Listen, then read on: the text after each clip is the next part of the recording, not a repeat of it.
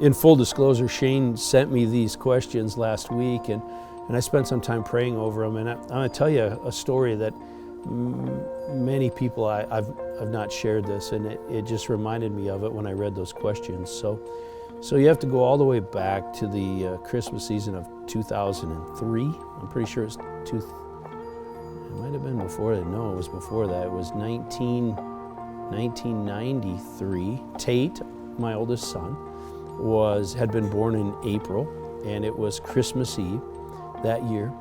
And it was a terrible storm. It was a terrible blizzard. And my parents lived just on the edge of Castlewood in those days. And my former wife and I had loaded Tate up in the car seat and loaded the gifts up. And we drove about 15, 20 miles an hour through this blizzard to get to Castlewood, South Dakota.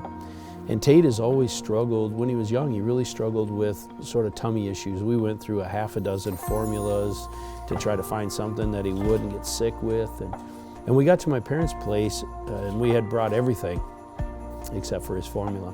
And we knew that we were going to be there for a couple of days, and so we didn't have a choice. We had to go back to Watertown, drive through the blizzard back to Watertown to get Tate's formula.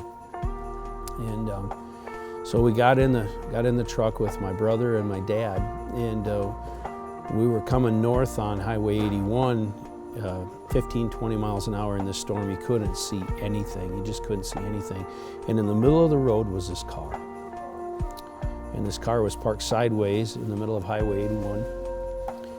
And I was a 23-year-old selfish guy. And I said to Dad, just go around this car. And my dad said, no, we're not going to go around this car. So my dad pulled off the side of the road, and he walked up, and this gal was in this car. The car was running. It was in gear. The wheel was turned all the way to the right. And my dad tapped on the window, and she wouldn't look at him. He tapped on the window, and finally she rolled the window down a little bit, and she said, get out of the way, otherwise I'm going to run you over. I'm driving down the highway.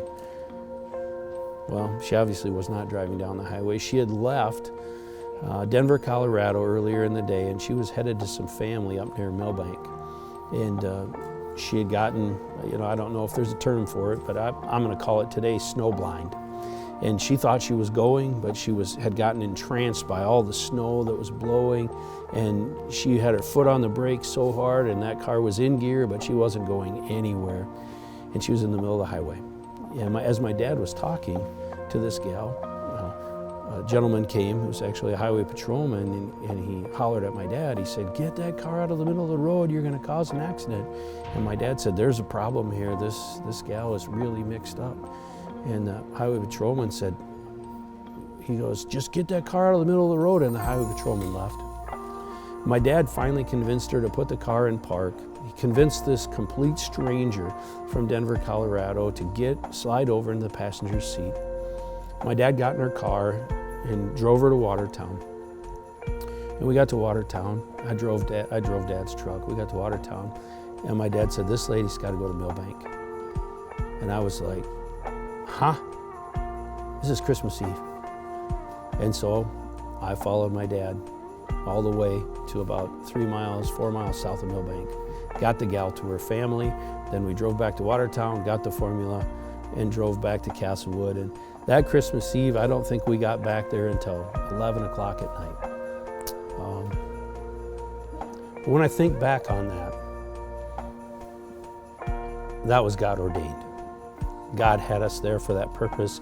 God had us forget the formula for that purpose. God had made my son's tummy upset so that we had to go get the formula for that purpose. And so that's my fondest Christmas Eve memory that I have. And sadly today, at almost 56 years old, I'm embarrassed to tell you that if I would have had my way, we would have just drove away. And so thankful for my father's wisdom, my father's love for the Lord. So that's my best Christmas Eve story.